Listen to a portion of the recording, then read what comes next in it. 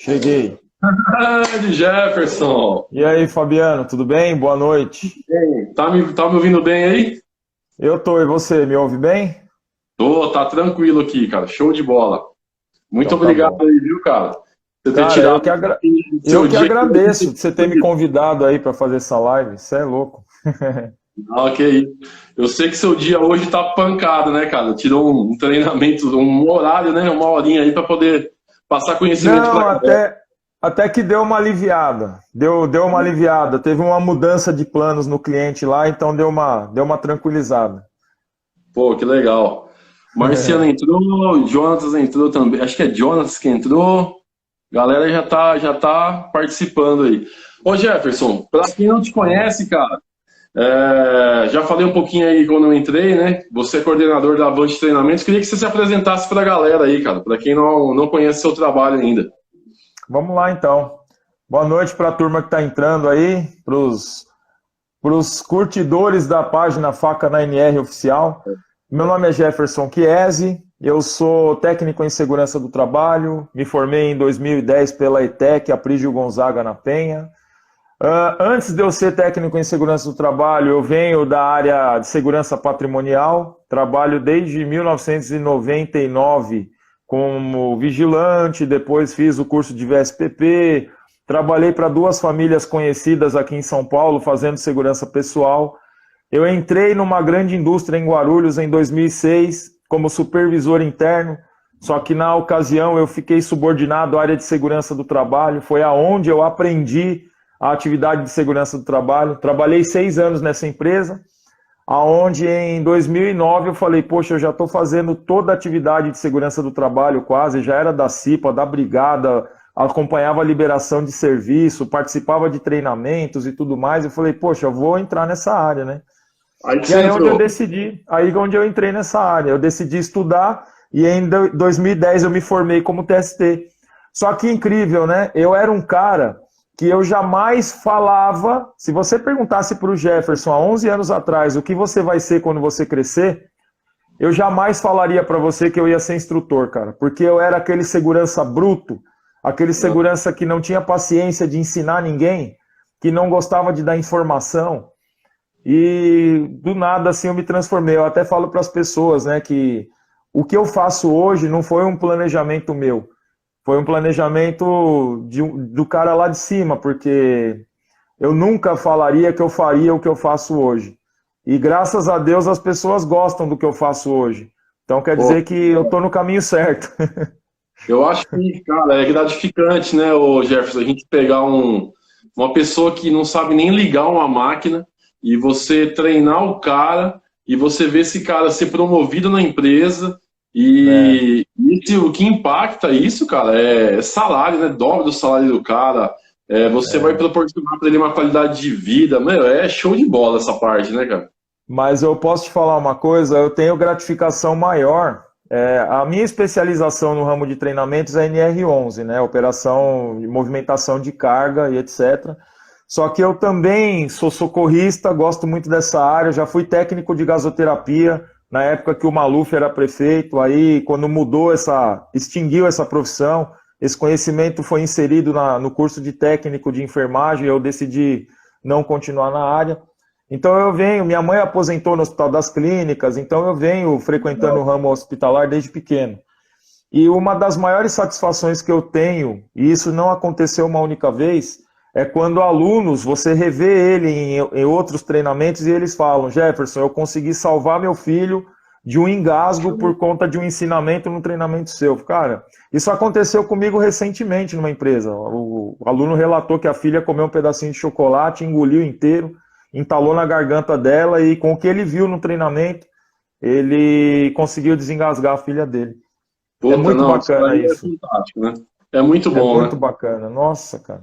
E, cara, como que você foi, como que você se tornou um instrutor, assim, vamos focar agora, imagina o seguinte, quem está Vamos assistindo a lá. gente agora, né, ou aquele estudante de segurança do trabalho, né, ou aquele cara que se formou, né, aquele profissional que se formou agora, e ele está Certo? pensando em virar um instrutor de empilhadeiras, né, basicamente empilhadeiras, que tem uma demanda muito grande.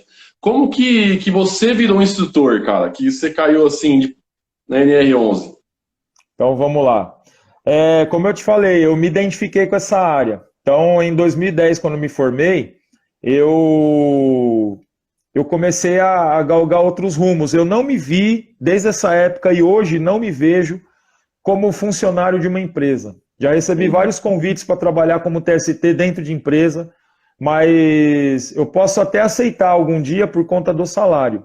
Mas por satisfação pessoal, é o que eu faço hoje, é o que eu amo fazer, é o que eu procuro fazer de melhor e é o que eu me encontrei fazendo. Acho que o mais importante é isso, você tem que fazer aquilo que você gosta para você não ter que trabalhar nenhum só dia na sua vida. E eu me encontrei no que eu faço hoje. Então tem gente que fala, que nem tem gente que vira para mim e fala, poxa Jefferson, você fala muito bem, você tem o dom. Então não é ter dom, na minha opinião eu não falo que isso é um dom. Dom é aquilo que Deus ou a sua crença te dá.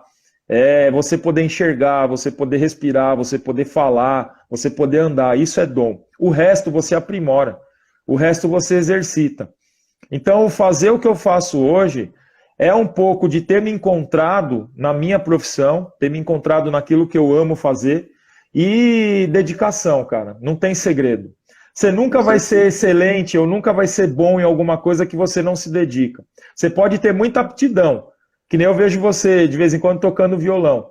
Você pode ter aptidão, nunca ter feito aula, mas se você quer melhorar, quer se tornar excelente naquilo que você faz, você tem que se dedicar, você tem que treinar, você tem que estudar, buscar técnicas, buscar formas diferentes de você fazer.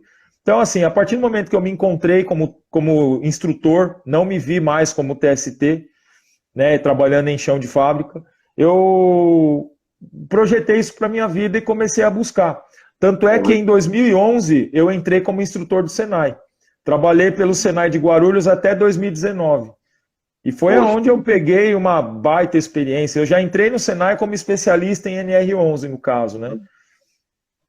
E aí eu fui me aprimorando, cara. Tudo que é oportunidade, o que as pessoas veem como chatice, eu via como oportunidade. Então, teve muitas vezes que meu chefe no Senai chegava para mim e falava, Jefferson, tem uma máquina diferente numa empresa, eles precisam de treinamento. Você topa desenvolver? Eu falava, vamos embora. Ia lá, conhecia a máquina, procurava o fabricante, procurava ir na fábrica, ver como era o processo, quais eram os conceitos da máquina. Eu montava material, tirava foto, buscava aqui, buscava ali e ficava um material top. Legal. Então, sempre foi a minha índole, né? A minha intenção fazer o meu melhor, mas com qualidade. É isso que é o importante. E tem que se dedicar, cara, não tem segredo. Você quer ser instrutor? Não faz meia boca. Faz o melhor de você e busca sempre as melhores formas. Não tenha... fazer o chamado TBC. Você já ouviu falar em TBC? Não, passa aí pra nós aí. Tirar a bunda da cadeira. Boa. Você tem que se mexer, velho. Não tem segredo. E para quem está assistindo, cara, que se identificar, né, com o que você está falando e falar assim, cara, como que é o caminho para esse profissional de segurança do trabalho se tornar um instrutor?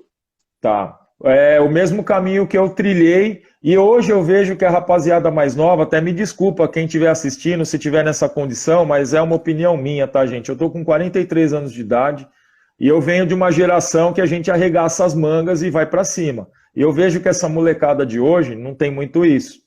A gente encontra ainda uns ou outros que têm essa coragem, essa disposição. Mas, infelizmente, a maioria quer tudo pronto, Fabiano. Você vê nos grupos nossos aí de TST, pessoal, vocês têm PPRA pronto? Vocês têm apresentação pronta? Poxa, monta. A maioria dos materiais que eu tenho foi eu que montei. Entendeu? Pesquisa. Na época que eu estudava, a minha pesquisa não era Google. A minha pesquisa era ir em biblioteca, era ler livro. Era correria. Essa molecada hoje tá fácil. Então, assim, é correr atrás. A primeira coisa é você... A bola não vem na tua cabeça. É você que tem que colocar a cabeça na bola. Oi? Tem um curso de instrutor de empilhadeiras específico para instrutor? Ou como que você chegou nessa capacitação? Essa questão de curso de instrutor é uma coisa super comercial, tá, Fabiano? Porque norma nenhuma pede curso de instrutor.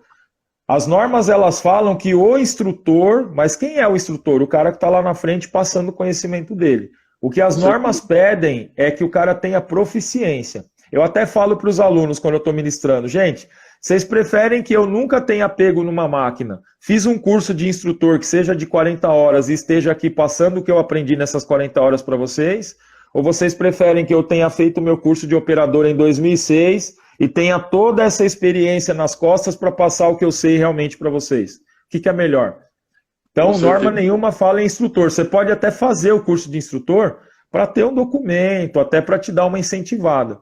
Mas o mais importante é você colocar a sua cabeça na bola, ou seja, você ir atrás das oportunidades e você agregar realmente conhecimento, não é só ter papel para apresentar. Então, o que eu fazia no começo da minha carreira, Fabiano? Eu ia, me disponibilizava com outros instrutores, posso acompanhar seu treinamento? Posso. Eu não estava ganhando nada, às vezes eu atravessava a cidade, eu saía de Guarulhos, ia para Embu das Artes, Itapecerica da Serra, Cotia, pagava pedágio do meu bolso, refeição do meu bolso, mas eu precisava estar ali. E aí foi isso que me deu bagagem para fazer o que eu faço hoje da forma que eu faço hoje. Com certeza. E para a galera que está assistindo, ô Jefferson, quais são as principais legislações que você se baseia para montar o curso de empilhador, né? Então vamos lá. A gente tem que pensar que existem diversos tipos de empilhadeira. Empilhadeira hoje eu caracterizo como uma ferramenta de trabalho, que nem eu falo, você vai soltar um parafuso, você pega qualquer chave para soltar esse parafuso, você tem que ver se é fenda, se é Phillips, se é Allen, que parafuso que é para você pegar a chave certa. Então hoje dentro de uma empresa, operar uma empilhadeira ou fazer uma movimentação de carga, você tem diversas máquinas que vai atender você com relação a custo, benefício, conforto e segurança.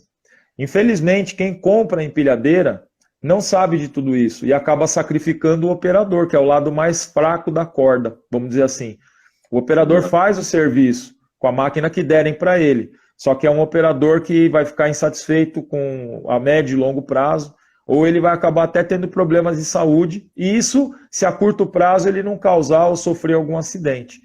Então seria legal se as empresas contratassem realmente um profissional da área, até para fazer consultoria, antes de adquirir ou trocar a frota de empilhadeira, para ver se realmente está agregando custo-benefício, conforto e segurança. Então, assim, tem máquina, que o que rege a máquina, o mestre da máquina é NR11, isso é fato. Só que tem máquina, por exemplo, as elétricas, a gente tem que abordar um pouco de NR12 também, porque tem partes móveis, tem que ter proteção dessas partes, tem que ter botão de emergência, tem que ter manual de instrução em português e uma série de questões. Tem máquina que a gente tem que abordar NR18, por conta da escada. O acesso à máquina é regido pela NR18, aquele negócio de subir de frente, descer de costas, apoiado sempre em 3 pontos. Então isso é um pouquinho da NR18. Tem máquina que o operador é elevado junto com a carga. Então eu preciso abordar também NR35. Se eu não fizer um treinamento casado, NR35 e depois NR11, a operação específica da máquina, eu preciso que o aluno já me apresente um certificado de NR35 antes de eu treinar ele na operação da máquina. Então, depende do tipo de máquina, a gente tem que agregar aí com algumas legislações, o que é importante. Por isso que eu falo, pegar bagagem. Eu tinha colegas meus, instrutores, com anos de experiência, que não eram em todas as máquinas que eles ministravam treinamento. E tem diferença de você ministrar treinamento e operar certos tipos de máquina. Por exemplo, uma empilhadeira a combustão, eu não posso operar como eu opero uma trilateral. Tem diferença. Então eu tenho que ter conhecimento, tenho que ter bagagem. E isso só consegue quem já teve a oportunidade de ter contato com a máquina. E muitas vezes a oportunidade a gente tem que criar. A oportunidade não aparece na nossa frente. Com certeza, até porque às vezes a pessoa tá assistindo a gente, né, e fala assim, pô, acabei de me formar e eu vou montar um curso de empilhador que eu peguei lá na internet, copiei de alguém e vou ministrar para qualquer empresa. Então, a dica que você acabou de falar, você tem que conhecer a máquina que aquela empresa tem, né, qual que é a realidade dela, né? Porque eu vejo muito, Jefferson, o pessoal chega para mim, já peguei empresa que tem a trilateral.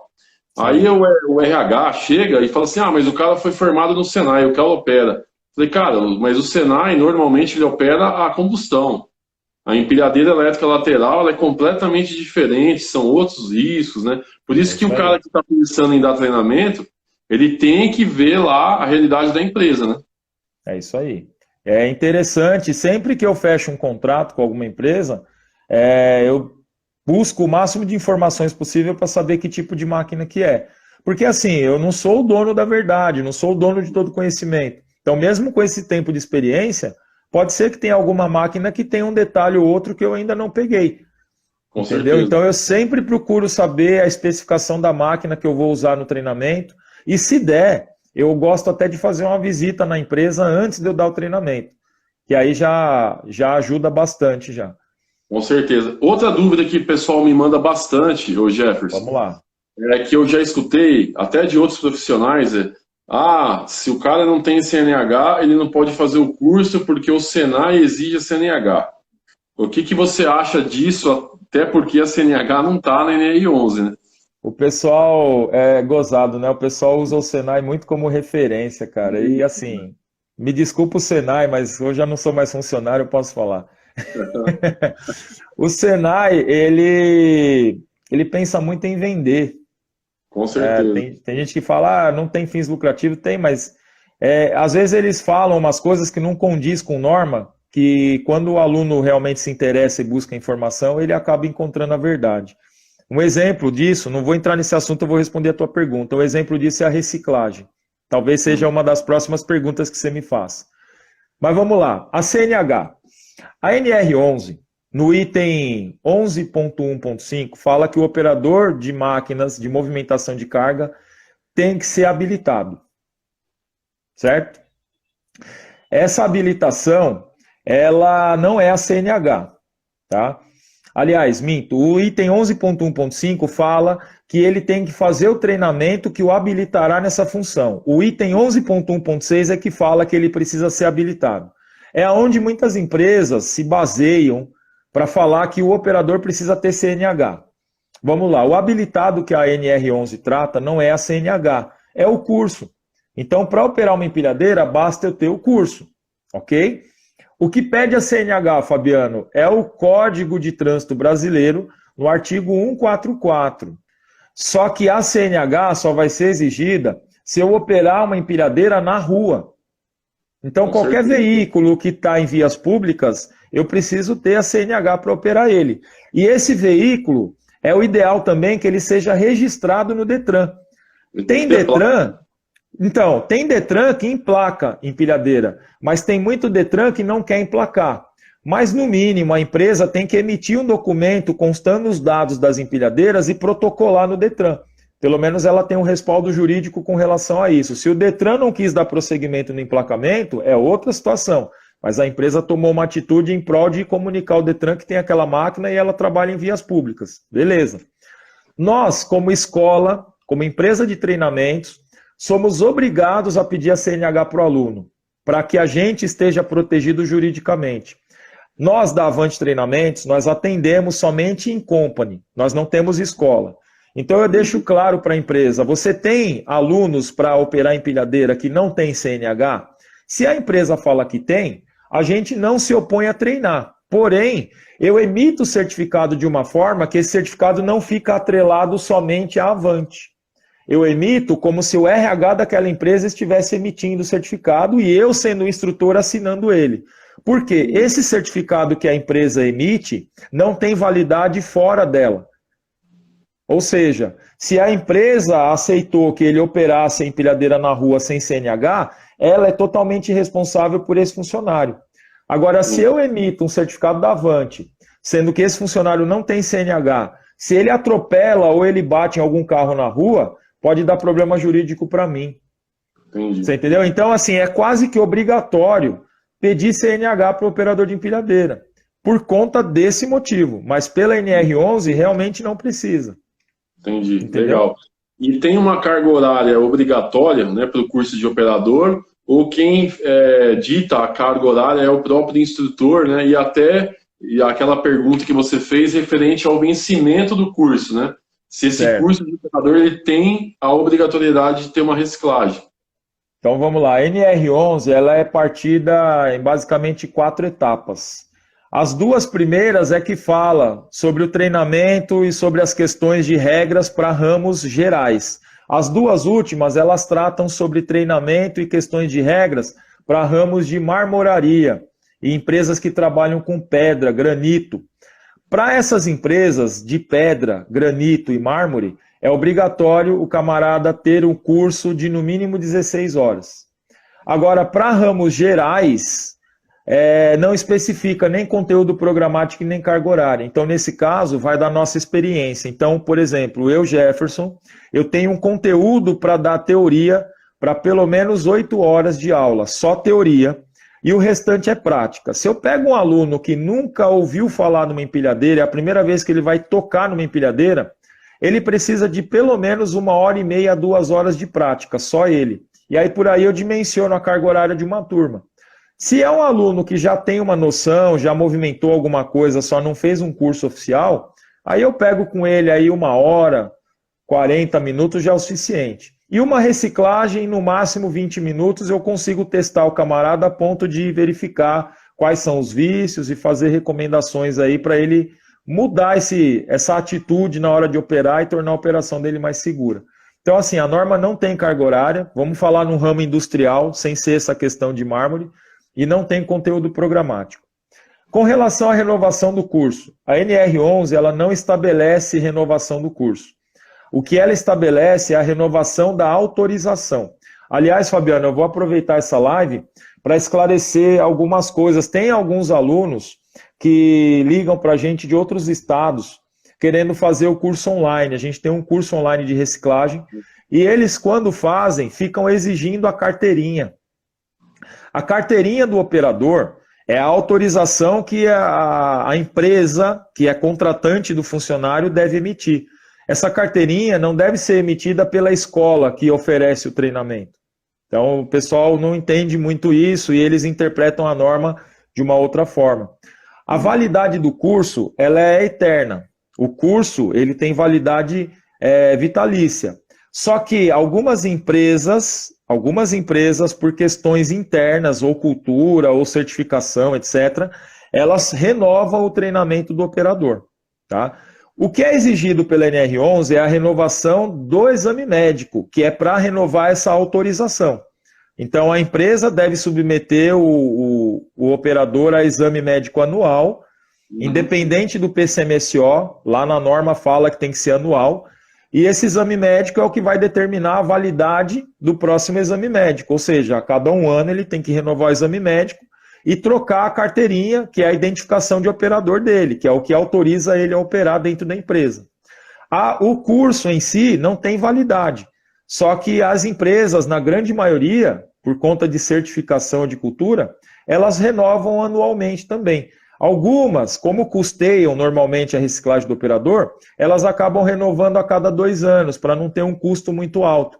Mas tem empresas que têm um budget bacana, que tem uma cultura bacana também, que acaba renovando até em menos tempo. Que nem, por exemplo, o setor de carga lá, né, do aeroporto de Guarulhos, as renovações dos cursos lá são feitas a cada 6 meses. O terminal de carga lá do aeroporto de Guarulhos é a cada 6 meses as reciclagens lá. Então vai depender, a reciclagem vai depender muito da empresa que o camarada está entrando. Tem empresa que o curso dele tem 5 anos e a empresa contrata. Tem empresa que o cara tem 9 meses de curso, a empresa manda ele renovar. Então vai depender muito da empresa que ele está entrando. Legal. E para quem não conhece tanto assim dos equipamentos ainda, eu queria que você passasse para a gente quais são as principais diferenças de uma empilhadeira a gás, né, a GLP, e aquela elétrica lateral, né, que a gente já comentou antes, né, que ela é bem diferente uma da outra. Só para a galera que não tem tanto conhecimento assim em máquinas, para você poder dar as principais diferenças, né, entre uma e outra. Bom, a combustão, ela se assemelha bastante com o carro, tá? Combustão, a gente tem as com câmbio mecânico e as com câmbio automático. Então, tem muito operador, né, que acaba de tirar a CNH num câmbio mecânico e às vezes se enrola um pouquinho para pegar uma automática, que é a maioria que a gente encontra por aí. Então, já começa por aí. A combustão mesmo, ela já tem uma pequena diferença. Tá? Com câmbio mecânico, ela tem o pedal de embreagem, o freio de serviço, o acelerador, e ela pode ter de 2 até 4 marchas. A diferença de uma empilhadeira com um carro é que a única marcha que não vai ter no câmbio de uma empilhadeira é a ré, porque toda empilhadeira ela tem um comando de direção, que coloca ela para frente e para trás, e também coloca ela no neutro. Tudo bem? Sim. A empilhadeira automática, nós temos 3 tipos. Nós temos a hidramática, temos a hidrostática e a monotrol. A hidramática, uma marca que gosta muito de usar esse funcionamento é a Toyota. Ela tem 3 pedais, 2 freios e um acelerador. O pedal da esquerda é freio de aproximação, o pedal do meio é freio de serviço e o da direita é o acelerador. Aí essa daí é automático, é só colocar para frente, neutro ou para trás. A partir do momento que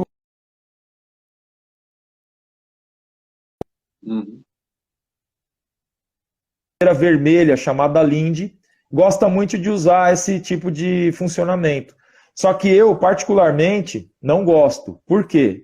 A Lindy, a hidrostática, ela não tem comando de direção na mão. O comando de direção dela é no pé. Por isso ela tem 2 aceleradores e um freio. Ela tem um freio automático, ou seja, ela só anda se você acelerar. Se você parar de acelerar, ela para. Só que o que dificulta mais, Fabiano, nessa hidrostática,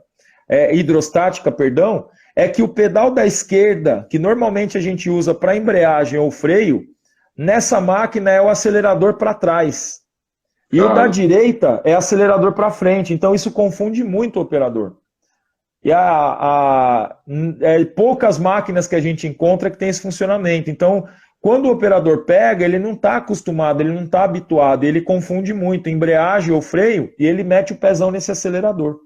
Eu nunca vi uma máquina dessa. Ela é muito estranha de operar, cara. Mas assim, nós seres humanos somos totalmente treináveis, né? Então, a partir do momento que você acostuma, você não nota mais tanta diferença. Mas até acostumar pode acontecer muita coisa ruim. E a gente tem a última, que é automática, que é a que a Hyster gosta muito de usar, que é a monotrol. Que ela tem aquele pedalzão vermelho com 2 setas, você já viu assim? Então aquela ali também não tem o comando de direção na mão, porque o comando de direção está no pé. O que a Hyster fez foi facilitar um pouco a operação e colocar o acelerador num pedal só. Então você pisa no único pedal. Para a esquerda, você manda ela para frente. Para a direita, você manda ela para trás. Então, facilitou. Então, essas são a combustão. Você vê quanta diferença só na combustão, né? Agora tem as elétricas. Eu posso ter elétrica frontal, que ela se assemelha muito à operação da combustão, só que a mais comum hoje, principalmente em grandes logísticas, é a elétrica retrátil, que é aquela que eu opero de lado. Então, já começa a primeira mudança ali. Você tem que inverter o seu cérebro. Porque a frente da máquina é a tua direita, a ré da máquina é a tua esquerda. A esquerda da máquina é a tua frente, a direita da máquina é a tua nuca. Então tem muita gente que confunde. E tem operador que não sabe o que é direita e esquerda, ainda mais se pegar uma máquina dessa. Aí, mano...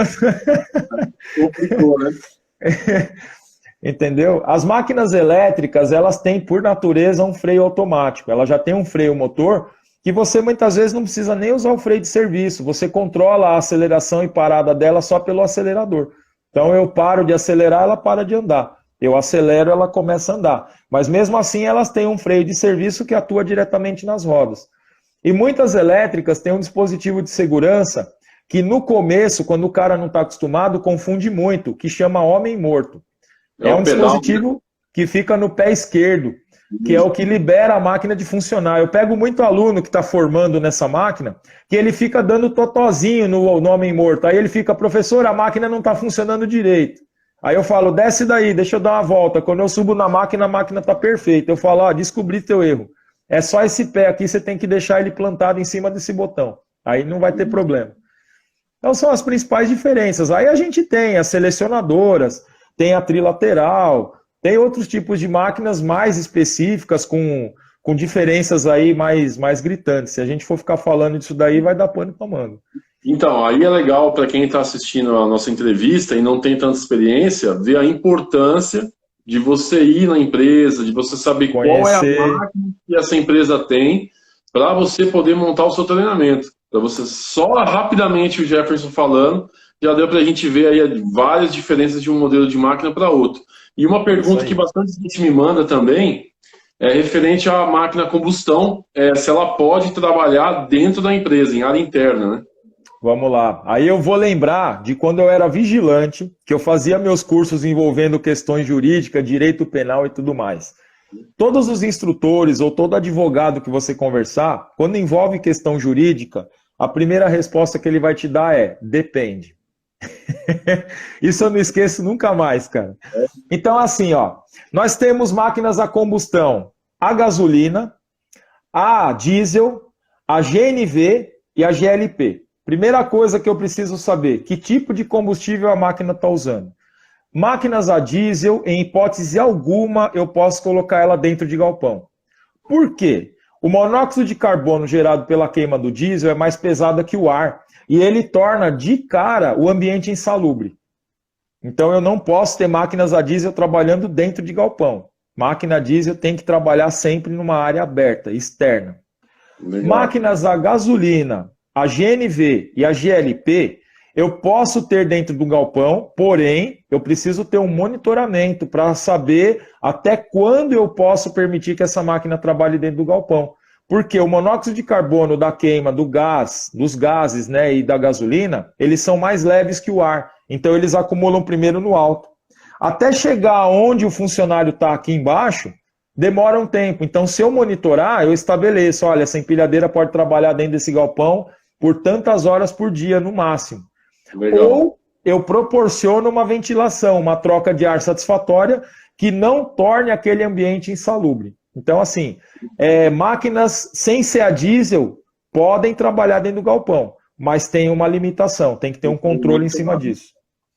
Tá. Outro ponto importante também, que bastante gente me pergunta, e eu queria tirar essa dúvida com você também, Jefferson, é a responsabilidade civil e criminal, tanto do operador como do instrutor. Então, vamos imaginar a situação.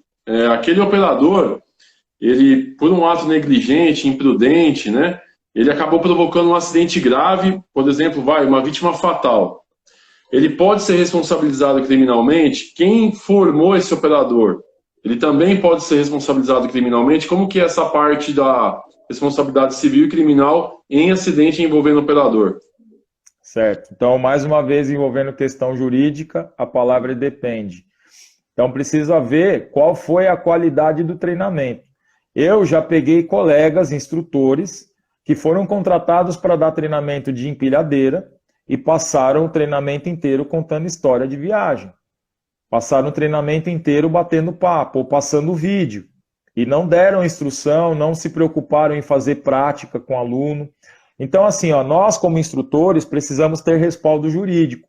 O que nos respalda? A palavra pode respaldar, mas nem sempre a palavra é confiável, né? A boca fala o que quer. Então, a gente tem que colocar conteúdo programático, a gente tem que colocar isso em lista de presença, em certificado, a gente tem que fazer avaliação escrita, amarrando aí o máximo de questões possíveis que possam gerar responsabilidade civil e criminal para nós. Garantia que o aluno absorveu tudo que você passou, nós não temos como dar.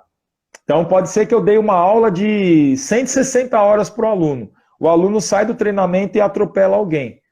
Então quer dizer, o assunto foi passado, só que o aluno estava no WhatsApp, o aluno estava com a cabeça em Nárnia e ele não absorveu o conteúdo. Então isso eu não tenho como garantir, mas eu tenho como garantir que eu passei o conteúdo.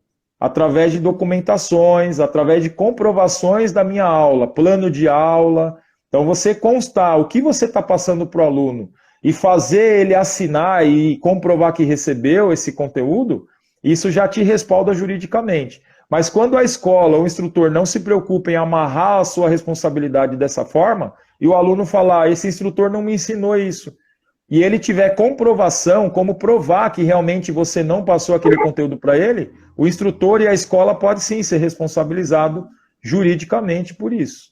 Legal. Outra dúvida também que muita gente me pergunta é referente às famosas gaiolas nas empilhadeiras, né? Isso daí é uma briga, o técnico de segurança, o engenheiro, o que você pensa a respeito de gaiola sendo acoplada em empilhadeira para elevar pessoas? É então, proibido? O que você acha dessa questão aí? Não tem texto nenhum falando que é proibido. Inclusive, tem um anexo da NR18 que normatiza essa gaiola. Né? A partir do momento que a gaiola está adequada com o que a NR18 exige, não há texto em literatura nenhuma proibindo. O ramo de PTA, ou de pente agora, né? Ele é recente. E a indústria de pente, ou de PTA, ou de plataforma elevatória, ela chegou bombando, ela chegou para dominar o mercado. Então, foi falado que era proibido gaiola. É fato que a gaiola torna a operação muito mais perigosa, porque quem está dentro da gaiola não é quem está operando a gaiola. Então eu dependo de muita comunicação, dependo da condição do operador que está lá embaixo e dependo de um entrosamento muito grande com aquele cara, porque se ele não entender, quando eu falar para ele aqui, vira para a direita, e a direita que eu falar para ele na cabeça dele for esquerda, ele pode causar um acidente grave em mim, que estou lá em cima. Se ele não souber como equilibrar a empilhadeira comigo na gaiola lá em cima, ele pode fazer a empilhadeira tombar. E o que está tombando não é carga, são pessoas. Então, assim, eu concordo, é fato que trabalhar com a gaiola é muito, muito, muito mais perigoso. Então, é muito mais seguro trabalhar com a plataforma elevatória. Só que não tem nada na literatura que proíba. Então, tem muita empresa que eu vejo usando gaiola. Só que o que eu acho errado, quando o operador que está dentro da gaiola, ele é conduzido pela empilhadeira, ele estando dentro da gaiola. Isso eu não concordo. Tá? A NR11 ela fala que a empilhadeira é para transporte de cargas, movimentação de cargas. Elevar pessoas, ela está usando como um dispositivo secundário. Só que quando eu estou elevando, a gaiola tem que estar especificada conforme a NR18, ela tem que estar bem acoplada aos garfos, presa à grade de proteção da carga, e ela tem que ter todos os recursos de ancoragem para quem está lá dentro, inclusive a altura de guarda-corpo e etc. Só que o que eu não concordo é quando o operador transporta a pessoa dentro da gaiola, e isso aí torna a operação, na minha opinião, irregular e mais perigosa. Mas assim, a minha opinião hoje, Jefferson, você usaria uma gaiola para levantar pessoas? Eu, como operador de uma empilhadeira, não faria isso hoje. Tá? Eu me recusaria a fazer. Então, até porque é o seguinte, o operador ou quem exige esse tipo de atividade, ele nunca pensa no rompimento de uma corrente, por exemplo. De uma corrente, num pistão estourar, então, um garfo quebrar. Isso acontece com frequência em logística. Então, se a mangueira estoura, o garfo ainda desce numa velocidade mais lenta, mas se a corrente estoura, despenca o garfo, não é? Depende do estado do pistão, Fabiano. Tem pistão que já está todo arrebentado e ele não tem mais aquela resistência de fechamento, sabe? Então tem pistão que se a mangueira arrebentar, o garfo desce que desce. Então depende muito do estado do pistão da máquina. Então, isso que o pessoal às vezes não leva em conta, né? Outro ponto importante que é referente a essa situação é qual que é a importância que você vê na manutenção preventiva das empilhadeiras, né? Porque isso também é outra briga do SESMIT nas empresas gigantescas, aonde o empresário ele só quer fazer a manutenção corretiva. Quebrou para a máquina, né? Enquanto não quebra, cara, vai andando até parar, né? Eu chamo isso de duas palavras, economia burra. Com certeza. E você empurra com a barriga uma coisa simples que você poderia arrumar hoje, e aí quando você vai arrumar, você está pagando 5, 10 vezes mais, dependendo do que você tiver que arrumar. Eu pego muito pesado nas minhas aulas, Fabiano, quando eu falo do item 11.1.8 da NR11, que ela obriga o operador a fazer o checklist. A NR, esse item, ele fala de um único procedimento, que é o checklist, e ele fala de duas responsabilidades. A primeira é do operador, de inspecionar permanentemente a máquina. A segunda é da empresa, de dar uma máquina sempre em boas condições para o operador. Aí tem operador que, pelo fato da empresa não cumprir a parte dela, ele também relaxa na dele. Só que o checklist tem uma terceira função que poucas pessoas enxergam, que é respaldar o operador juridicamente. Responsabilidade civil e criminal. A partir do momento que eu coloco um defeito no checklist e aconteceu um acidente relacionado àquele defeito, a partir do momento que eu relatei e entreguei, dei ciência para a empresa, a responsabilidade não é mais minha. A empresa precisa ter ciência disso, que aquela não conformidade que o operador aponta no checklist, ela precisa tomar uma providência. Isso, inclusive, gera não conformidade em auditoria. Isso pode atrasar renovação ou aquisição de certificação e uma série de coisas. Só que tem empresa que não pensa nisso. Então, eu chamo isso de economia burra. Aquela coisa simples que o operador está apontando no dia a dia, se você tiver um plano de manutenção, seja interna ou externa, sai bem mais barato do que você fazer a corretiva no final das contas. E outra, a corretiva ela não acontece com a máquina parada. A corretiva acontece com a máquina funcionando. Então, dependendo do tipo de quebra que der, vem junto um acidente, que vai custar de 4 a 5 vezes mais. Só que o empregador não pensa nisso, ele pensa no hoje. Com certeza. Eu queria saber a sua opinião também, Jefferson. Cara, operador, essa operação de empilhadeiras, principalmente em CDs, né, onde a gente tem as estruturas porta-pallets, né, você tem ali às vezes 4, 5 níveis de pallets, né, 14, 15 metros de altura, que, cara, basicamente a gente vê um monte de vídeo de acidentes aí, o cara derrubando a rua inteira, né? Eu já sei bem o que é isso daí. E eu vejo muito profissional de segurança do trabalho, cara, eu não sei qual que é a sua opinião, mas, por exemplo, você tem que conscientizar, dar treinamento, e você vai mudar a postura, enfim, essa daí é uma parte que a gente faz. Porém, você acha importante para quem está assistindo e vai trabalhar num CD, que vai ter essa dor de cabeça, né, os impactos das empilhadeiras nas estruturas por negligência e imprudência de operador.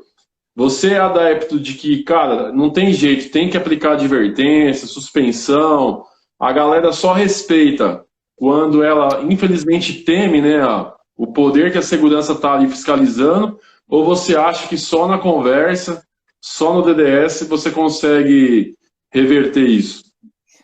Cara, quando a gente lida com pessoas, a gente não consegue decifrar de cara a cabeça de cada um. E o pensamento e a atitude de cada um pode mudar, dependendo do que ela estiver passando. Então isso pode mudar, às vezes, de um dia para o outro. Então, assim, a empresa ela tem que estar respaldada. Ela tem que fazer a parte dela, tem que cumprir a legislação dando treinamento, só que com treinamento não é garantia que o funcionário vá assimilar tudo e vá colocar em prática tudo aquilo que ele viu. A empresa ela precisa fazer a parte dela. Quando eu falo para um funcionário que a gente, operador de empilhadeira, tem que estar ligado 360 graus à nossa volta, a empresa também precisava ter essa concepção. Quando a gente amarra tudo que envolve a segurança da operação, a gente deixa de responsabilizar e de focar, de jogar o fardo só para cima do operador. Porque o que envolve a segurança da operação? As condições da máquina, as condições da carga, o piso onde eu estou passando, as condições da estrutura onde eu estou colocando ou retirando carga, o espaçamento que eu tenho para trabalhar. Cara, tem muita empresa que eu vou que o cara tem um corredor de 1,60 m, o cara tem um corredor de 2,40 m para trabalhar, aonde a empilhadeira que ele está trabalhando ali precisa de um espaço maior. Então a empresa quer fazer mais com menos e ela sacrifica o lado mais fraco da corda, que é o operador. Então a empresa tem que se conscientizar. Muitos treinamentos... Quando faz aquelas fileiras de pallet na rua também, né? Que aí você também já diminui metade da rua, né? E aí tem um agravante, Fabiano, que no meio das empresas, eu sempre falo, você pega uma indústria aí com 1.000 funcionários, desses 1.000, 10% ou 20% no máximo vão ser operadores.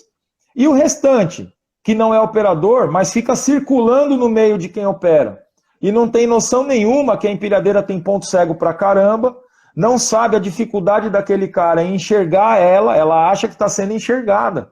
Só que a empilhadeira tem muita coisa ali que atrapalha a nossa visão.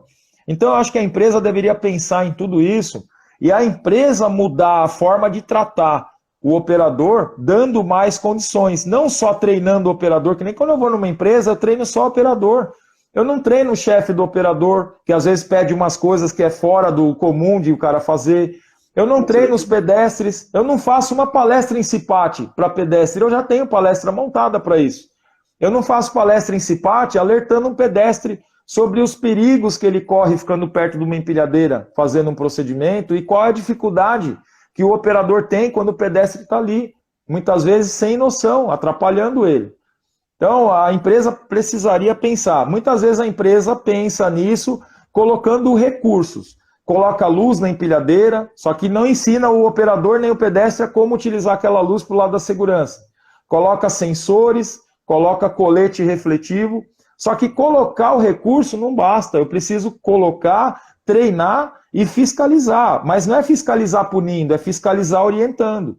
Muitas empresas e muitos colegas da área pensam que punir é a chave. Não é. A gente tem que ir pela educação, não pela imposição. A gente tem que dar o exemplo, em primeiro lugar.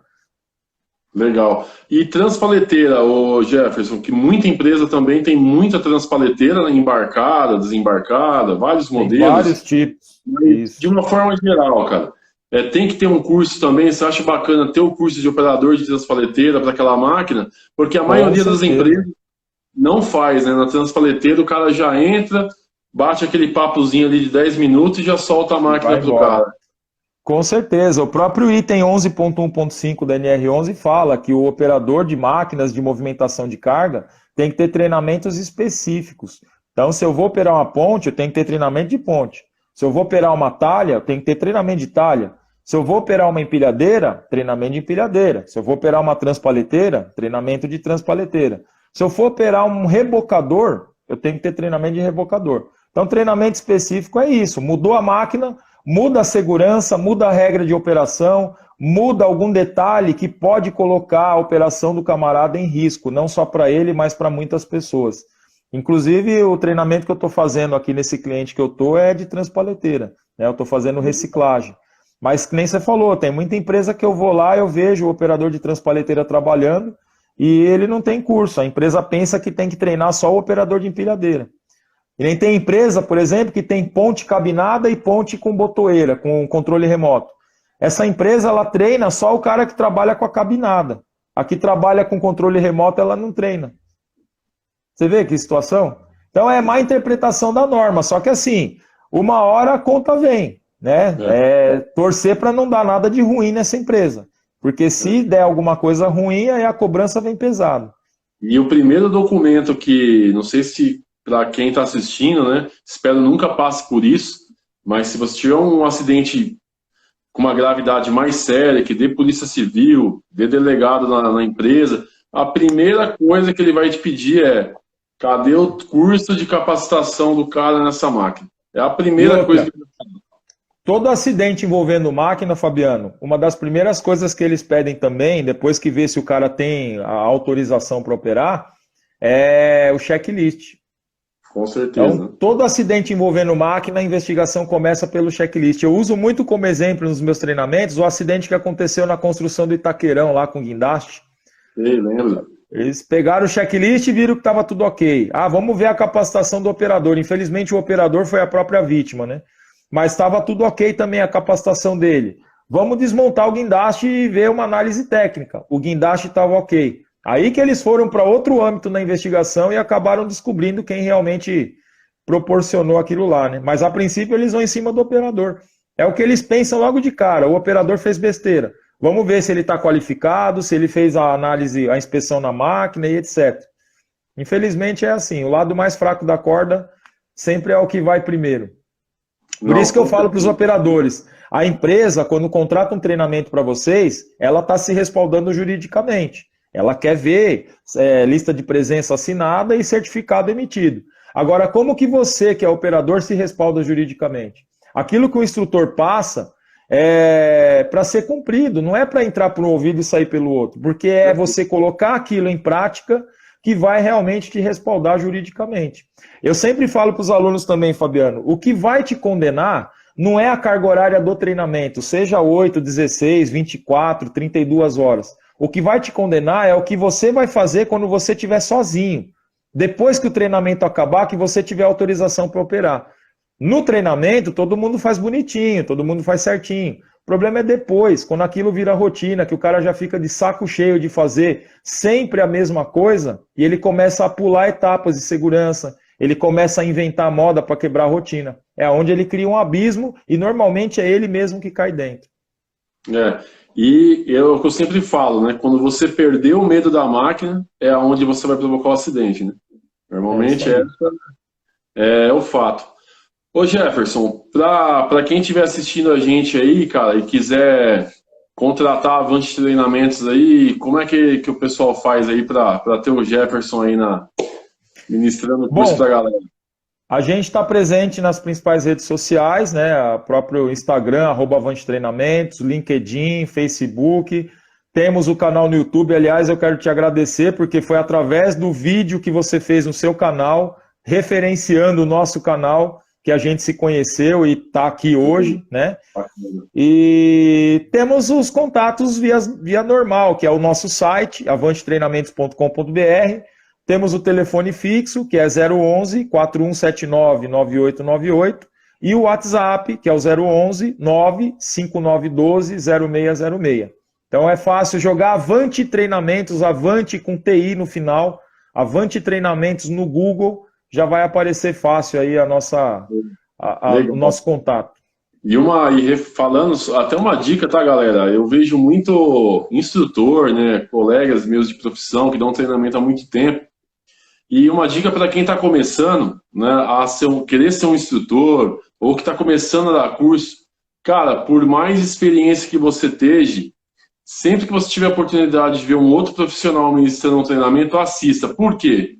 Não tem, por mais experiência que você tenha, você vai pegar um pedacinho daquele treinamento, uma palavra, uma frase que aquele outro profissional falou, e você vai acrescentar no seu para tornar ele melhor. Às vezes o pessoal vê o meu treinamento e fala assim, pô, Fabiano, seu treinamento é bacana. Cara, meu treinamento é bacana, por quê?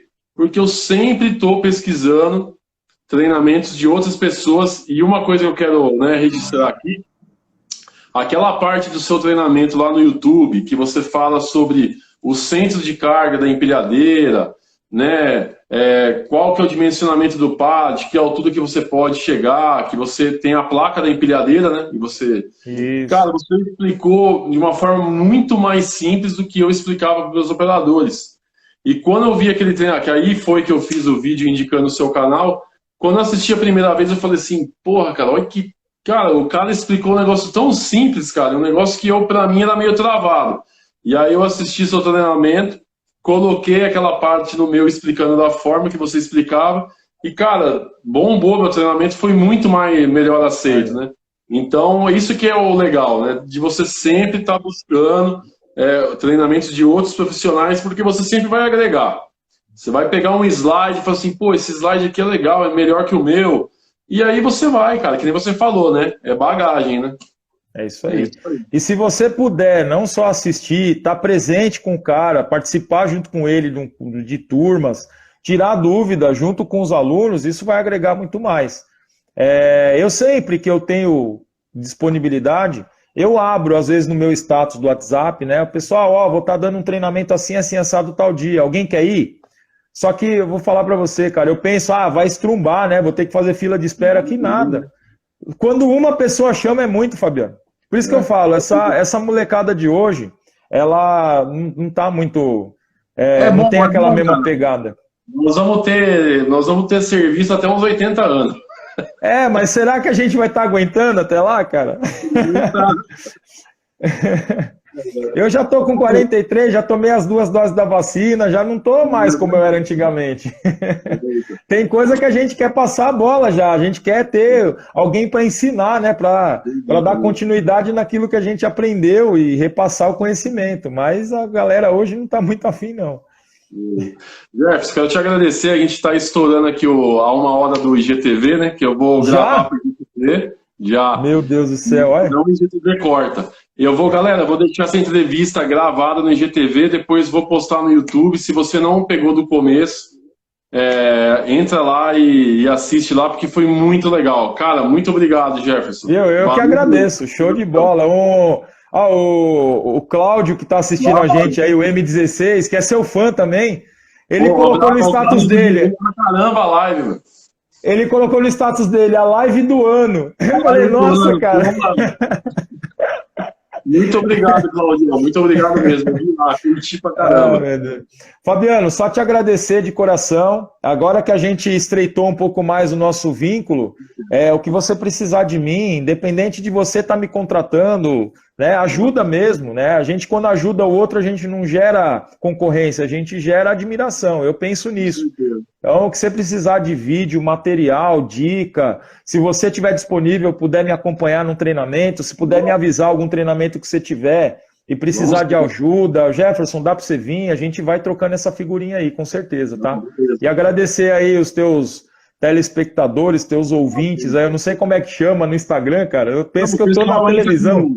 pessoal entra com os nomes no Instagram aí que não dá pra saber quem é, por isso que eu não falo. Tem uns nomes tudo doidos. E é só agradecer, cara. E a gente vai estar à disposição aí para o que for possível, para o que for necessário, e a gente também espera poder contar com ajuda quando precisar também. A gente não tem essa arrogância, não somos o dono da verdade, nem o dono de todo o conhecimento. Beleza, cara. Obrigadão, Jefferson. Ó, Eu que agradeço. Deus abençoe. Valeu, galera.